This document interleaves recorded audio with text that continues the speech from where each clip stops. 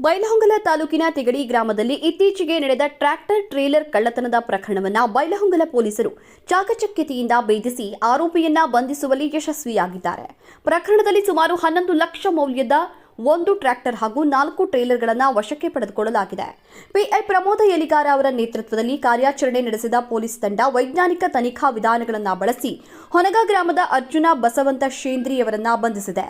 ಬೈಲಹೊಂಗಲ, ನೇಸರಗಿ, ಕಿತ್ತೂರು ಹಾಗೂ ನಂದಗಡ ಠಾಣಾ ವ್ಯಾಪ್ತಿಯಲ್ಲಿ ಕಳುವಾಗಿದ್ದಂತಹ ಇನ್ನೂ 3 ಟ್ರೇಲರ್ಗಳು ಹಾಗೂ ಕಳ್ಳತನಕ್ಕೆ ಬಳಸಲಾಗ್ತಾ ಇದ್ದಂತಹ ಕೆಂಪು ಬಣ್ಣದ ಮಹೀಂದ್ರಾ ಟ್ರ್ಯಾಕ್ಟರ್ ಅನ್ನು ಕೂಡ ವಶಕ್ಕೆ ಪಡೆದುಕೊಳ್ಳಲಾಗಿದೆ.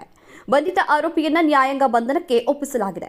ಈ ಕಾರ್ಯಾಚರಣೆ ಜಿಲ್ಲಾ ಪೊಲೀಸ್ ಅಧೀಕ್ಷಕರಾದಂತಹ ಕೆ ರಾಮರಾಜನ್ ಅವರ ಮಾರ್ಗದರ್ಶನದಲ್ಲಿ ಹೆಚ್ಚುವರಿ ಪೊಲೀಸ್ ಅಧೀಕ್ಷಕ ಆರ್ಬಿ ಬಸರಗಿ, ಪ್ರೊಬೇಷನರಿ ಅಧಿಕಾರಿ ಡಾಕ್ಟರ್ ಭಾನುಪ್ರಕಾಶ ಹಾಗೂ ಡಿಎಸ್ಪಿ ಡಾಕ್ಟರ್ ವೀರಯ್ಯ ಹಿರೇಮಠ ಅವರ ನೇತೃತ್ವದಲ್ಲಿ ರಚಿಸಲಾದಂತಹ ವಿಶೇಷ ತಂಡದಿಂದ ಯಶಸ್ವಿಯಾಗಿ ನೆರವೇರಿತು.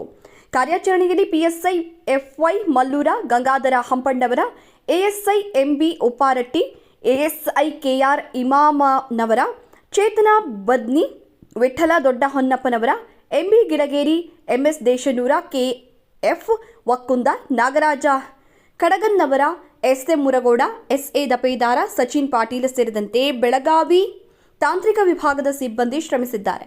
ಈ ಯಶಸ್ವಿ ಕಾರ್ಯಾಚರಣೆಗೆ ಜಿಲ್ಲಾ ಪೊಲೀಸ್ ವರಿಷ್ಠಾಧಿಕಾರಿಗಳು ತಂಡವನ್ನು ಶ್ಲಾಘಿಸಿದ್ದಾರೆ.